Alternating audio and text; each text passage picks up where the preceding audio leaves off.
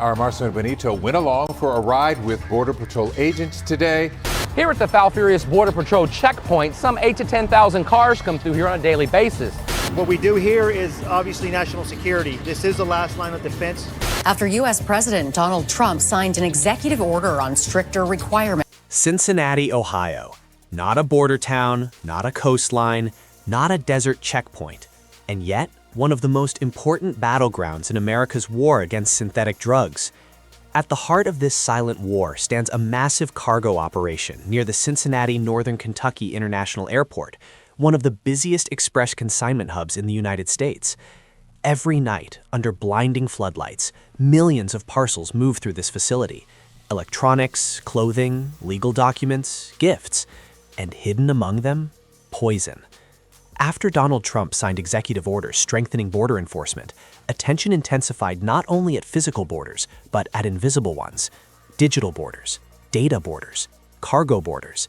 Because modern smuggling no longer arrives in trucks crossing deserts, it arrives in cardboard boxes. This hub processes international shipments at a velocity almost impossible to comprehend. Conveyor belts roar, aircraft unload in synchronized choreography. Officers from U.S. Customs and Border Protection stand watch, scanning, analyzing, intercepting. They are not just inspecting packages, they are hunting anomalies. Smugglers rely on chaos, on volume, on statistical invisibility. If 10 million packages move in 1 week, surely one box can slip through unnoticed. That's the theory. But on the night of December 4th, that theory failed. Somewhere in the data stream, something didn't add up. A parcel from Barbados, destination St. Kitts and Nevis, yet routed thousands of miles north through freezing Ohio before returning south again. In global logistics, inefficiency is suspicious, and suspicion is where investigations begin. That single routing anomaly triggered a digital red flag. The package was quietly pulled from the conveyor line. Thousands of other boxes continued racing past, but this one stopped. The silent war had found its target. Smugglers think in geography. Investigators think in data. Before a plane even lands in Ohio, targeting systems inside U.S. Customs and Border Protection are already analyzing cargo manifests. These systems are not looking for drugs. They're looking for patterns that don't make sense. Why would a Caribbean package travel north before heading back south? Why route through Cincinnati at all? The answer lies in a smuggling tactic known as route washing. Criminal networks send shipments through major global hubs to disguise origin. The idea is simple. If it passes through America, it looks legitimate. But digital targeting systems flag illogical paths. Once flagged, the physical inspection begins. The box was transferred to a high-energy X-ray scanner, not a basic luggage scanner. This system penetrates dense cargo and reveals internal structure by material signature. On the monitor, officers saw uniform rectangular shapes, tightly packed. Organic material density glowed in a color consistent with compressed pharmaceuticals, not clothing, not souvenirs, tablets.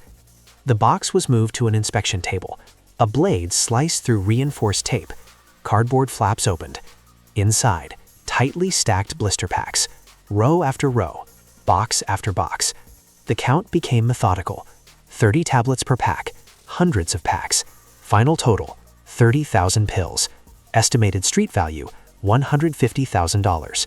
But dollar value was irrelevant. The true cost would have been measured in emergency rooms.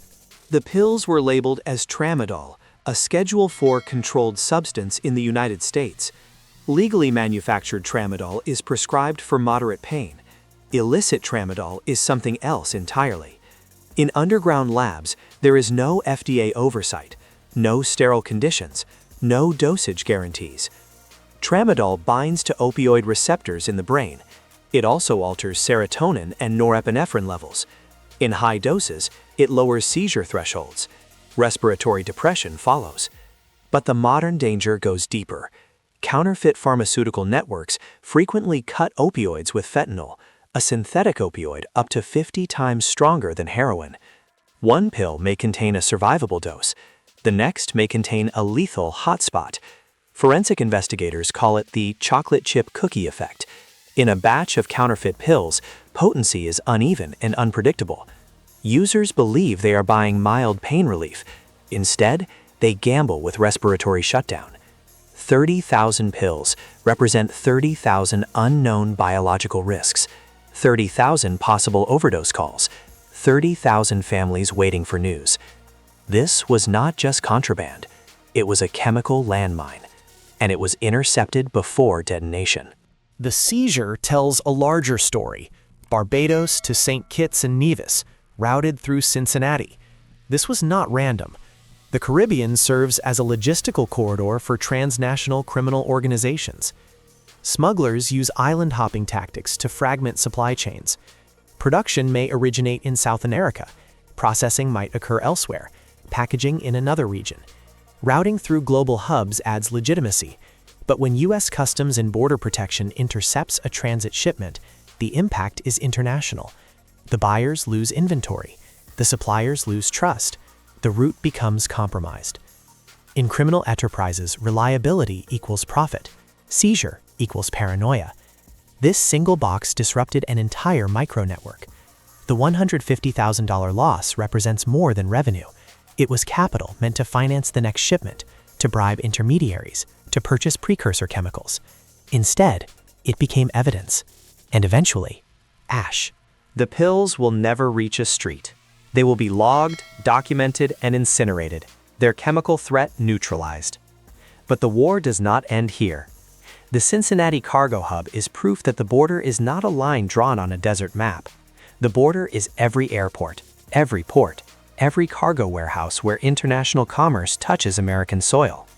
The silent war is fought under fluorescent lights, behind conveyor belts, inside data servers. Officers are not chasing smugglers through jungles. They are analyzing spreadsheets, scanning x-rays, watching for anomalies, and when they find one, they act.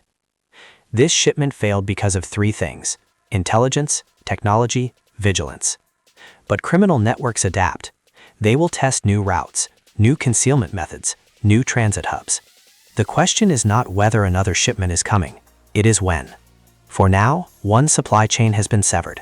One community, somewhere in the world, is safer. 30,000 pills have been reduced to ash instead of tragedy. And in a warehouse in Ohio, the conveyor belts keep moving. The silent war continues.